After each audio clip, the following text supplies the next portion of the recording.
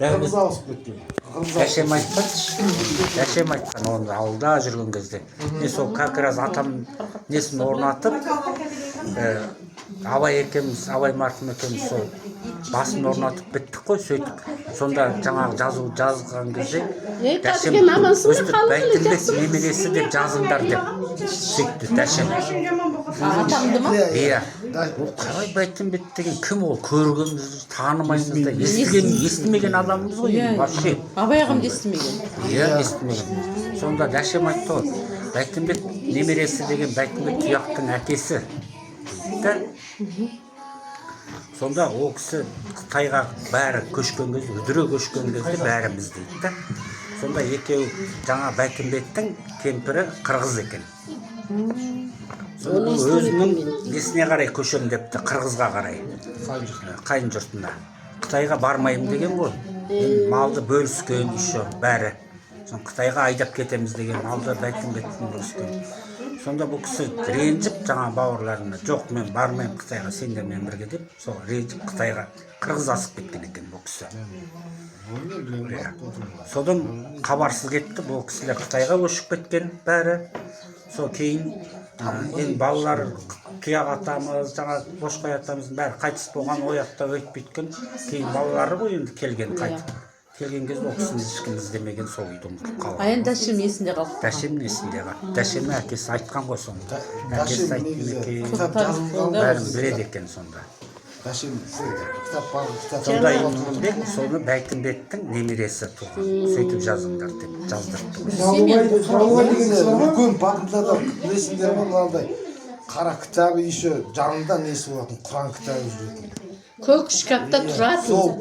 Әлемнің несі Солда бар. тоже төте жазумен жазылған жаңағыдай тарих болған. Қоңыр чамадан бар болатын, әлесінен кетпейді. Дәшем жазылған. Дәшем тікелей жоқ. Ана белдік сияқты бүйтіп ортасына белдігі бар болатын. Соны Орысбайдан бір журналист алып кетіп тұр ғой, папам өлгенде. Тақабаевтан негізі баба емес. Меліс те баба емес. Иә, Меліс баба емес. Соны папам айтшы, қалмақтың баласы дейді. Қалмақ мына кімші, серікші, ана кім бар ғой, қамша ұл бейбелер, соның әкелері. Сонда Тұяқ атаңа не қылған ғой, малай айтқанша, Жаулыбай деген осы жауынгер болған екен, кәдімгідесі. Тұяқ атаның ағасы болған ба сондай. Бір жерге кетейін деп жатқан кезде, короче, түн ішінде Қарабай деген бір болған екен. Өштесіп келіп, Жаулыбайдың далаға ат байлап жатқан кезде артынан келіп пышақ соғады да оны өлтіріп тастайды. Сол жерде жаралы болып, Қарабай қашып кеткен екен.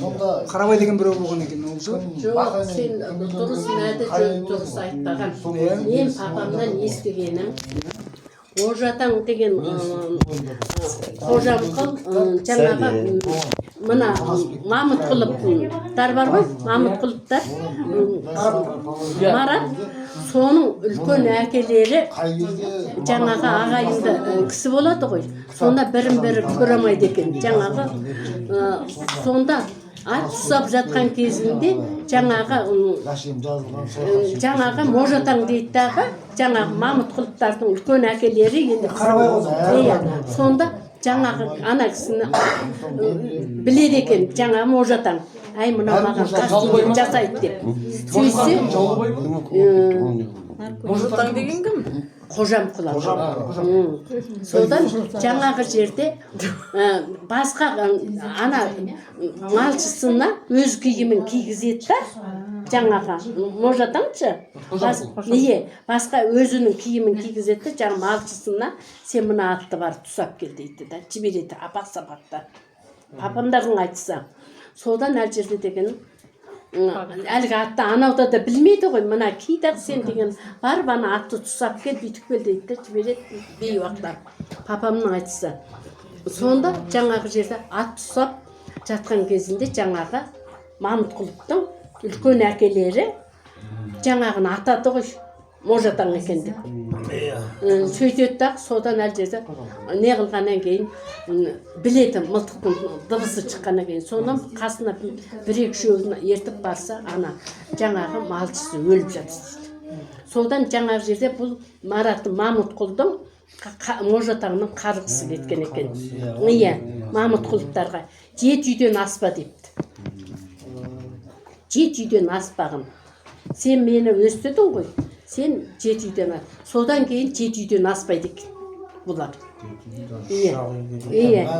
Жаңағы қазір деген Марат Рақышбайдан тараған жаңа Солақай Жақан міне Мараттың қазіргі Марат қана жаңағы Мамытқұловтардан жаңағы сол 3 үйден аспайды екен 7 үйден аспа деп бата берген екен. Қарғаған екен. Қатты назасына түйсін ғой. Ана кісі не үшін үйіз берген шапан? Аты басқа иісі болмаса шапанның жолатпанның аты үшін өзі ғана ұстайды екен. Жаңа атты сол кезде киім сол үшін киіндіріп жіберген. Атты ол ана атақ деп ойламаған ғой. Көрдің ба? Бұл кісі әлгі самарын құйып ана әсемдер құсап, ақылгүлдер құсап самарын қойып чай құямын ғой мен. Сонда ана шалдардың шешіре болады. Сенің болмады камера ашып жазу керек. қайдаршы осы бардым ба олға Ақылбай мен Каскин үшеуміз отырдық. 3 күн әңгімелестік. Тарихты бір кезде Ақылбай Косой. Косой біле ме екен? Ой, Косой ең мықты білетін Косой екен. Енді әттіқан атанылай.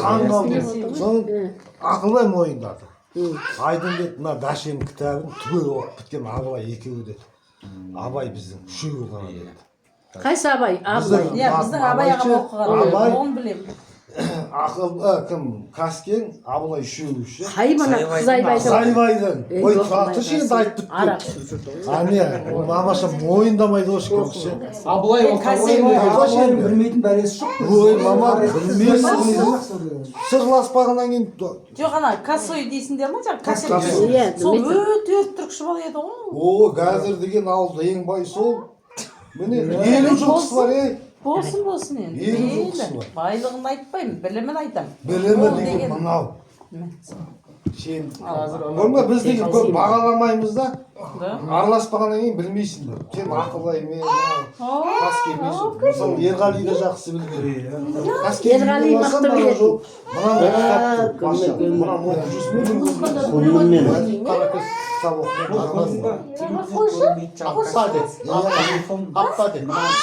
Мама қайсы? Мама қайсы, мама? Ondan sonda Простой Әкем қайсы, әкем? Әкем қайсы, әкем? Сол сияқты жаңа мамаш айтып отыр ғой осының барлығы мен мысалы Дашеммен кімнен Әблезаттардан естіп өстім. Өйткені қойда болдым, ол кісі Жанботқа келеді, той қосады, соны отырамыз, ой әңгімені жібереді бұл кісілер. Тыңдап ал деп түкше, құлағыңа құйып ал деп түк. Кім екен? Сонда Ақылбай, мен, Жанболат, Шоқан түктеміз. Ақылбай білет дегенге сенемін. Шоқан тыңдамайды. Шын тыңдамайды, ой дарын шығарып кетіп қалатын. Кішкене жаттан бірдеңке деп ше өзі. Бірақ Шоқанда құлақ жартылай естіген бар онда. Әңгімелессең, ол да жақсы сөйлеседі. Бізде келген жаңағы кітап Қодасбектің мен бірге келген кітап, оны Дашем етеді, Дашем оны арғай толтырып жазып жатады да, соны бабалар шежіресін жинаймыз деп Тақабаев шақ алдыртады ғой, Тақабаев жоғалып жіберген. Сен тірі ғой барып сұрамайсың ба? Шаңғын сұрап таппай, кім Ерғали марқұмда ұрысып қырылысты солар. Жоқ, Раука сен барып сұрасың Тақабаев. Ой, Тақабаев демейді жоқ. Ей, жоқ, Тақабаевтың алған алмағанын білмеймін, онда комсомол секретары болды. Папамдар Ақшиге көшкенде. Ал бірақ та сол көшкен кезде көк шкабымен жаңаға Барқат айтқандай анандай кожный чәбеден болды. Қайдардың да есінде шығар, ортасынан белдік сияқты білдіп не қылатын чәбеден болатын. Соның ішінде бүткіл нелер болатын. Кейін Орысбайдан әлі Дашем өйтіп біздің үйде бір неде сұрағанда папам өлгеннен кейін бір журналист келіп жылқы бірдеме деген кісі келіп ой бермей сол кісі алып сен ана неге беремін кітап қылып жасаймын мен маған бер деп сөйтті соған бердім да соны өліп қалды ма таппай қойдым деді ғой Орысбай. Көрісін таппай қалдым дейді Шәкәрімнің Орысбай. кітаптары болғаннан кейін оның ішінде Таң жарықтың нелері бар болатын. Папам деген Орысбайға бәріміз көріп бердік. ана жолы Раван екеуміз кірдік. Время жаман қораңыш кітап деген болып тұр ғой. Йоқ, ана жерде көкем оқыған кітаптар қалың Орысбайдың үйінде ме? әлем библиотека болып тұр. Ойбай аузың тамағына не қылып. Мысалы солар кейін біздің ұрпақ оқи ма оқымай ма уже ше. оқымайды ғой енді. Ол папамның миы деген сұмдық болатын ғой. Папамның үстінен біреу кіре алмайтын ғой. Мұсы да мықты болатын. Даже ит жыламайтын ғой біз бала кезімізде. Заводға иттер жыламайтын ауылдың. Парқа есіңде ма я? Заводың өзінде Кешке жақын мылтықты алып шығатында 20-сы бар болатын. Тамақты ішіп бәрі жатып болған кезде жүріп кеттік дейді ертеңіз шығамыз. Көшеге шығады, көшеде өтіп жатқан ел бар ма, шуып тұрған ол кезде көшеде свет жоқ қой әйтеуір. Бала шаға шулап жүрсе аспанға бодаң деп бір ататын тым-тырсын ол көше. Соны қайқырып жататынбыз. Ана үйдің төңірегі алма, өнен қойын ана Сырланқұлдың үйінің мына жағына кәуа, дарбыз егетін ғой. Туалетке дейін. Артам деген ерсі болған екен шерешу. бір адам Апы емек етін. қазір совет өкіметі кезі ғой енді. Сол кезде біреуге бір участковый келіп мылтықты нағып ұстайсың деп Ардай айтпайды. оңласын, ешемандық болмасын. басқа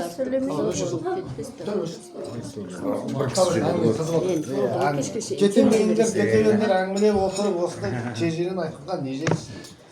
Ал енді сол әңгіме мына бейітті қоршау деген біздің үйде Парқат біледі.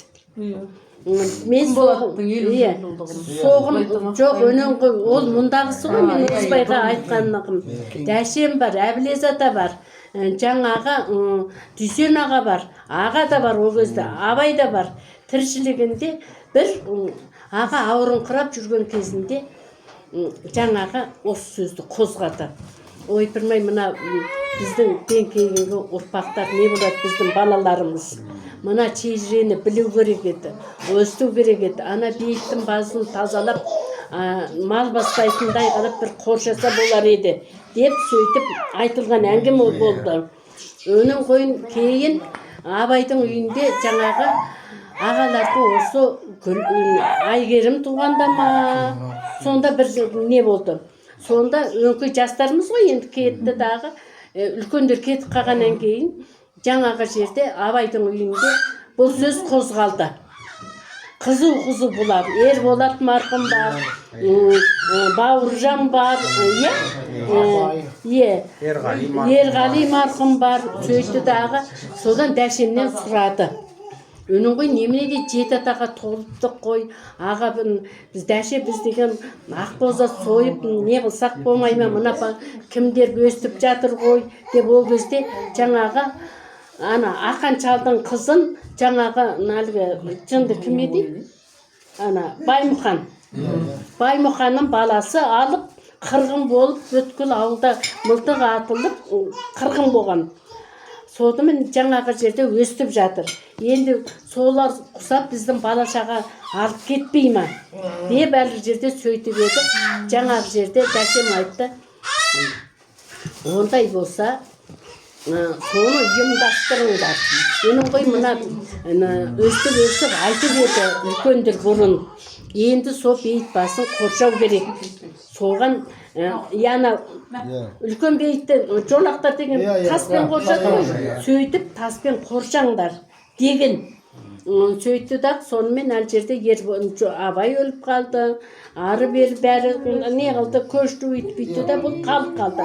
Соның ғой тұлпаның ана кішкентайдың тұсауын кескенде Абылай бар, Орысбай бар, бәріқтарың болдың ғой. Сол кезде тамақ ішіп болғаннан кейін мен осы әңгімені айттым ғой. Өстіп еді, осы оны Орысбай айтты, өзіміз біз білсек болар еді. Не қалай болар екен деп сөйтіп едім. Мен айттым, Орысбай, сен бөлінгендей боласың. Онынша бұрыннан айтылған әңгіме болатын осы. Сен енді мен айтайын, маған қарыз болмасын, қарыз болмасын. Мен естігенім. Онынша жаңағы аталарыңның балаларын жина. Жинадағы абыла екеудерің неге жазыңдар.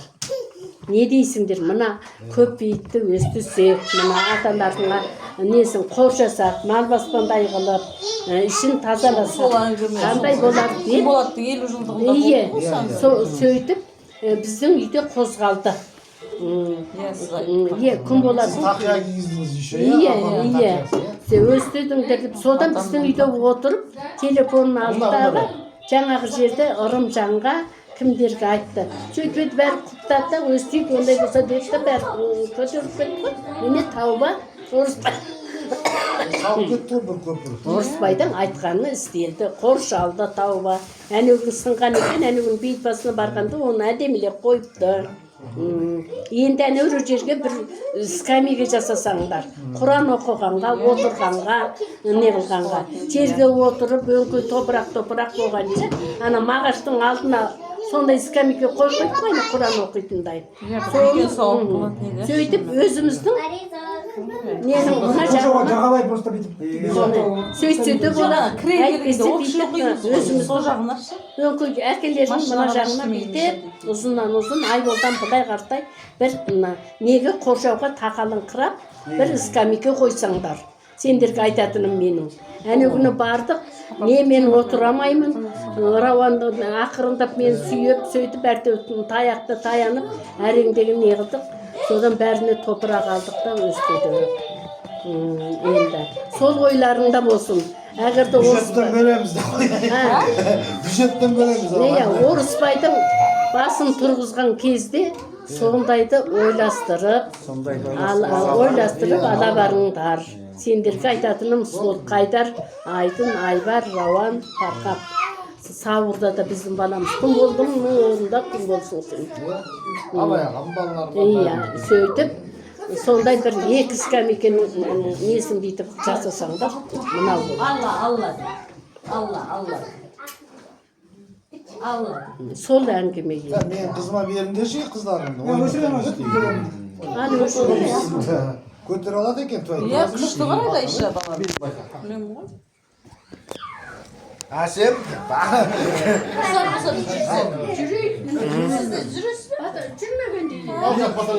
Жан жасадың ба? Жасап тұрады. Тап жасап жүр. Өрістен іші басын. Ой, бол. Батаның артықшылығы жоқ. Және бірсін ішем деп жүрме? Үйге барып ішеді. Ағыдай оңбасын, естемін, болмасын. Бақтарды құзыр қонып, кетпес дәулет ырыс берекесін беріп, өлігі иман тіріге береке бер. Аллаху акбар, Аллаху акбар.